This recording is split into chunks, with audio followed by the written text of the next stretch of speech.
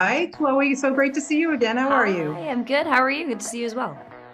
I'm great. Congratulations on this. Honestly, I can't think of anyone else who could have played Nimona. I think it was perfect. Thank And, you. I love her because she's not just vulnerable, but she's reckless. She's destructive. I just love this character.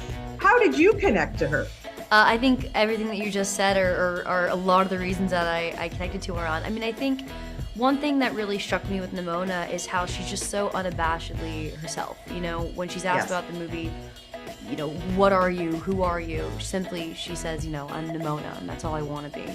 And I think that's just, so important. And also, I love that she's constantly, throwing up the rock on symbol and sand metal all the time, which is fun to play.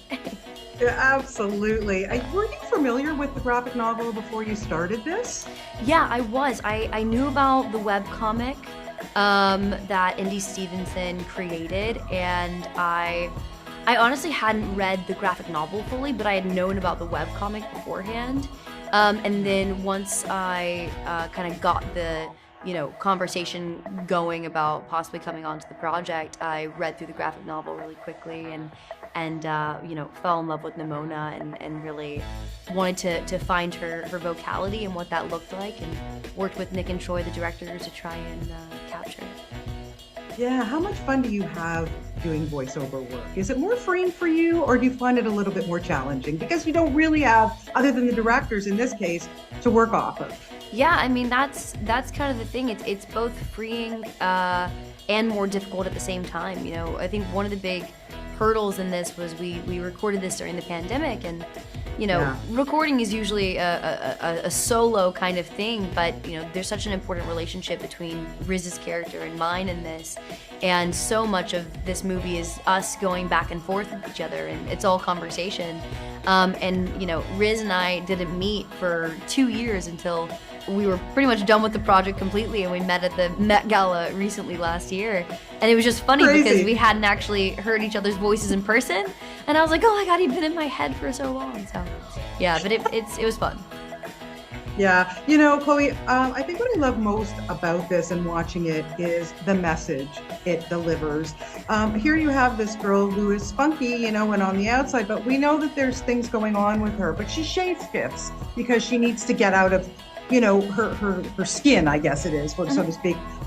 At the end of the day, there's going to be a lot of kids watching this who feel uncomfortable, who don't feel so, right in what they're doing or in their skin, and whether they, whatever. There's so many things going on.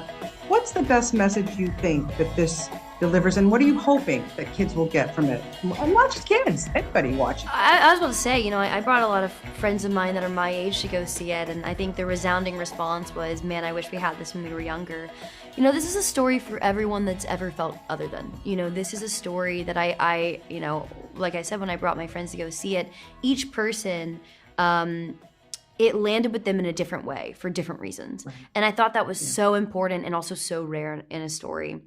And it really speaks to who Nimona is, and it is exactly that. She is Nimona, whoever she wants to be, whenever she wants to be it.